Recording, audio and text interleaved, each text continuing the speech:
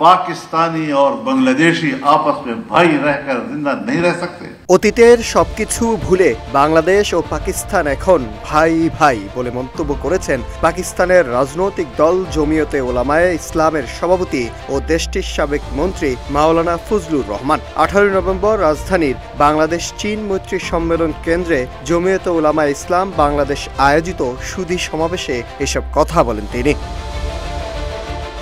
সমাবেশে পাকিস্তান জমিয়তে উলামায়ে ইসলামের সভাপতি বলেন, পাকিস্তান সবসময় বাংলাদেশের কল্যাণ, উন্নতি, সমৃদ্ধি ও স্থিতিশীলতা কামনা করে। বাংলাদেশকে তারা ভ্রাতৃপ্রতিম দেশ হিসাবে মনে করে। বাংলাদেশ পাকিস্তান ভাই ভাই, অতীতের সবকিছু তারা ভুলে গেছে।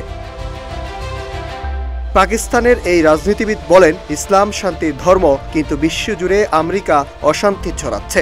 মুসলমানরা শান্তিতে বিশ্বাসী হলেও আজ ফিলিস্তিনে মুসলমানদের রক্ত ঝরছে। চেচন প্রজাতন্ত্র সময়ও রক্ত ঝরেছে। মুসলমানদের পারস্পরিক অনৈক্যের কারণেই অন্যরা হামলার সুযোগ পাচ্ছে। তিনি আরো বলেন, জমিয়তে উলামায়ে ইসলাম পাকিস্তান সবসময় দলমত নির্বিশেষে মুসলিম ও অমুসলিম সবার অধিকারের জন্য কাজ করে যাচ্ছে। অমুসলিমদের জন্য নিরাপত্তা নিশ্চিত করাকেই তারা ফরজ মনে করে। জমিয়তে উলামায়ে ইসলাম পাকিস্তান সবসময় দলমত নির্বিশেষে মুসলিম ও অমুসলিম সবার অধিকারের জন্য কাজ করে যাচ্ছে বলে জানান তিনি। Nahid Hasan, news desk, Ittefaq.